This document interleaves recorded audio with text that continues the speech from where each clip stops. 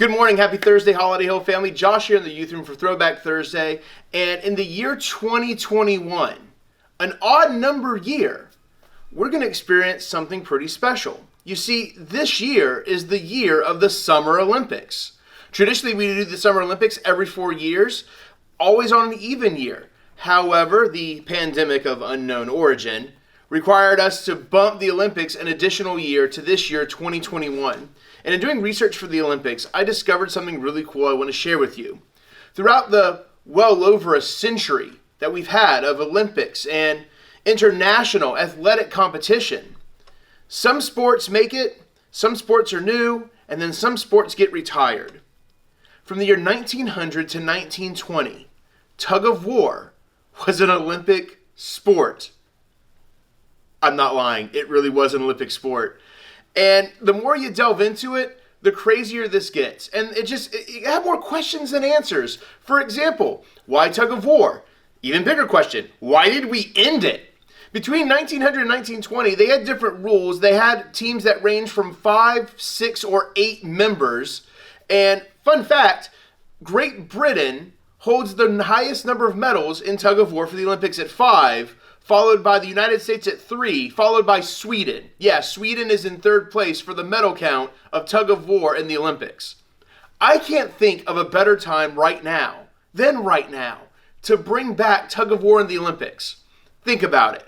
Who's not going to watch some certain matchups?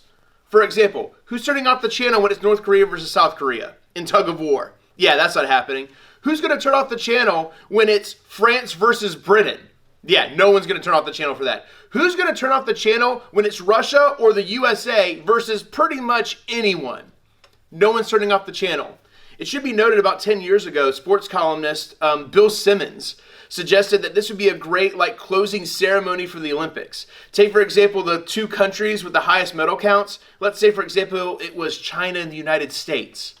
The closing ceremony will be a tug-of-war competition between China and the U.S., and your participants are ones who won medals in that year's Olympics.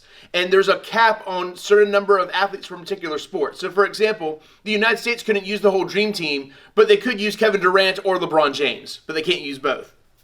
Imagine this. China versus the U.S., closing ceremony, tug-of-war. Again, who's turning that off? Who's going to not watch the closing ceremony of the Olympics? This is ratings gold. And there's just something about tug of war that's fun. It's simple, but it's super fun. But they retired it in 1920. And we haven't had it in over 100 years. In your life right now, there are things that you may have walked away from. Maybe not because it was a poor choice or poor decision. Sometimes time has a way of changing things in our life. Maybe it was friendships or relationships that all intents and purposes were good and positive and great, but things changed. Maybe it was family members. Maybe it was hobbies or opportunities that maybe you walked away from. But take a moment and look back on some of the things we've walked away from, some of the things that time or whatever may have spread us apart. Maybe we need to revisit them. Maybe you need to make that old friend a phone call. Give him a phone call. Let him know you're thinking about him and you love him. Maybe it's time to pick up that new hobby that used to be an old hobby. Whatever it is, my encouragement to you today is this. Review the previous years, and what are things we let go that might possibly deserve a second look. God bless. Take care. Go USA.